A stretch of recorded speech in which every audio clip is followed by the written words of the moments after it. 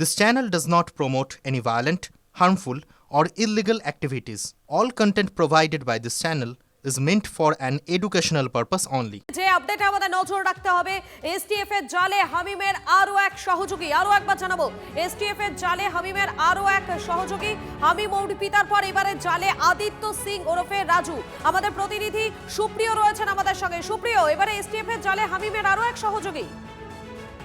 একদমই, দেখো, আদিত্য সিং ওরফে রাজু নামের এই যুবককে ইতিমধ্যে এসটিএফ এর গোয়েন্দারা গ্রেফতার করেছে এবং সেক্ষেত্রে যেটা আমরা এসটিএফ সূত্রে জানতে পারছি যে হাওড়ার বেলিশিয়াস রোড থেকে এই যুবককে গ্রেফতার করা হয়েছে এবং হামিমের পূর্ব পরিচিত এই আদিত্য সিং ওরফে রাজু এমনকি হামিমকে বিভিন্নভাবে সে সহযোগিতা করতো এবং সেক্ষেত্রে যেটা এসটিএফ সূত্রে আমরা জানতে পারছি বা তদন্তকারীরা ইতিমধ্যেই যে সমস্ত তথ্য হাতে পেয়েছেন, যে মন্ত্রী উমেশ রায়ের উপরে নজর রাখার দায়িত্ব ছিল এই আদিত্য সিং ওরফে রাজুর উপরে, তার গতিবিধির উপরে নজর রাখার দায়িত্ব ছিল উমেশ রায়, এমনকি তার ছেলের গাড়ির ছবি, বাড়ির ছবি, এ ধরনের বিভিন্ন তথ্য কিন্তু এই আদিত্য সিং ওরফে রাজু সে বিভিন্ন সময় হামিমকে দিয়েছিল, মোবাইলের মাধ্যমে পাঠিয়েছিল, ছবি পাঠিয়েছিল, এমনকি বিভিন্ন তথ্য তারা কোথায় কখন যাচ্ছে এ ধরনের বিভিন্ন তথ্য দিয়ে সহযোগিতা করেছিল, এমনটাই কিন্তু জানা যাচ্ছে। অর্থাৎ বলা যেতে পারে যে জঙ্গি যোগে এবার হামিম এবং তার বান্ধবী অর্পিতার পর হামিমের আরো এক সহযোগী আদিত্য সিং ওরফে রাজু, তাকে হাওড়ার বেলিশিয়াস রোড থেকে গ্রেফতার করেছে এসটিএফ এর গোয়েন্দারা। তাকে আজকে আদালতে পেশ করা হবে,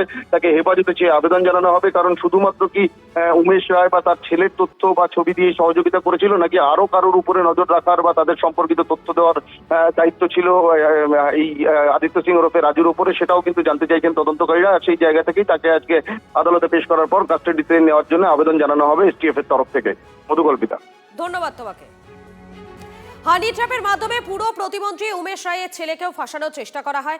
পাঞ্জাব থেকে আবিদ জাট নামে একজন খুনের হুমকি দেয়, দাবি পুরো প্রতিমন্ত্রী উমেশ রায়ের। শুভেন্দুর পিএ চন্দ্রনাথ রথকেও খুন করেছে বলে দাবি করে আবিদ। পাঞ্জাবের মন্ত্রী সম্পর্কে তথ্য পাচার করত হামিম, দাবি উমেশের। ਜਿਸ ਤਰ੍ਹਾਂ ਤੁਹਾਡੇ ਬੰਗਾਲ ਦੇ ਸੀਐਮ ਦੇ ਉਹਨੂੰ ਮੈਂ 7 ਫੈਰ ਮਾਰੇ ਸੀ, ਲੇਕਿਨ ਤੈਨੂੰ ਮੈਂ 24 ਧੱਕਣੇ ਨਹੀਂ, ਮੇਰੀ ਗੱਲ ਜ਼ੇਨ 'ਚ ਰੱਖੀ। আপনাদেরকে আরো একবার জানিয়ে রাখি, এসটিএফ এর জালে হামিমের আরো এক সহযোগী। হামিম অর্পিতার পর এবারে জালে আদিত্য সিং ওরফে রাজু। হাওড়ার বিলিসিয়াস রোডের বাড়ি থেকে তাকে গ্রেফতার করেছে পুরো প্রতিমন্ত্রী উমেশ রায়ের বাড়ি এবং গাড়ির ছবি হামিমকে দেয় রাজু। এসটিএফ সূত্রে এমনটাই জানা যাচ্ছে। এই মুহূর্তে আরো একবার জানাবো আপনাদেরকে, এসটিএফ এর জালে হামিমের আরো এক সহযোগী হামিম এবং অর্পিতা, এই দুজনকে প্রথমে গ্রেফতার করা হয়েছিল আর এবারে জালে আদিত্য সিং ওরফে রাজু। হাওড়ার বিলিসিয়াস রোডের বাড়ি থেকে তাকে গ্রেফতার করা হয়েছে পুরো প্রতিমন্ত্রী উমেশ রায়ের বাড়ি এবং গাড়ির ছবি হামিমকে দেয় রাজু। এসটিএফ সূত্রের খবর।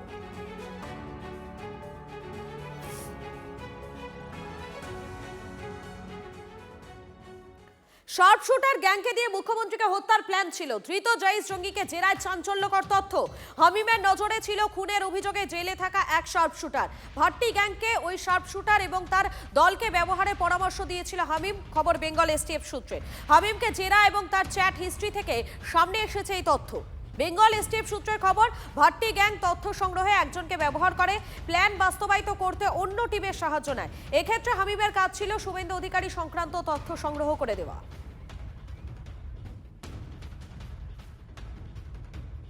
এই সমস্ত গ্যাংগুলো যখন অপারেট করে জিহাদিদের, এরা কিন্তু খুব মেটিকুলাসলি করে, কোনো একজন ব্যক্তি পুরো ব্যাপারটা করে না, এটা আলাদা আলাদা আলাদা আলাদা সমস্ত লোকজন থাকে, তারা করে। খুব ওয়েল অর্গানাইজড প্ল্যান, এবং এটাও ব্যাপারটা যে প্ল্যানটা পুরোপুরি কন্ট্রোল করা হয়েছে পাকিস্তানে বসে, সাজ্জাদ ভাট্টির গ্যাং তারা কন্ট্রোল করেছে। প্ল্যান যখন ওরা করে, এটা কিন্তু হিস্টোরিক্যালি ব্যাপার থেকে বহু প্ল্যান হয়, একটা পর্যায়ে গিয়ে সেখানে ব্যর্থ হয় এবং তারা ধরা পড়ে বা হোয়াট এভার ব্যবস্থা করা হয়।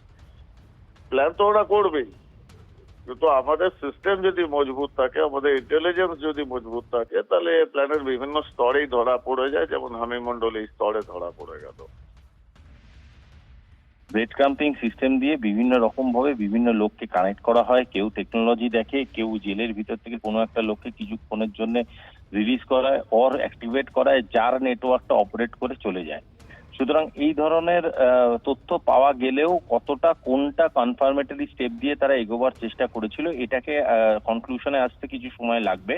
তবে এইটুকুনি বলা যেতে পারে, একটা বড়সড় আঘাত আনার চেষ্টা তারা পশ্চিমবঙ্গে করছিল, এবং পশ্চিমবঙ্গে সেটা করার পরে তারা এই এন্টায়ার ইস্টার্ন করিডোরে একটা ত্রাস সৃষ্টি করার চেষ্টা তারা করবে। আমার মনে হচ্ছে এটা একটা প্রসেসের একটা গাঁটকে আমরা ধরতে পেরেছি, কিন্তু এরকম অনেক অনেক রকমের কর্নার্স এখনো বেঁচে আছে, এখনো অ্যাক্টিভেটেড আছে এবং এখনো কন্টিনিউ চলছে। সুতরাং সেই গোটা স্ট্রাকচারটাকে, this is just a tip of the entire iceberg.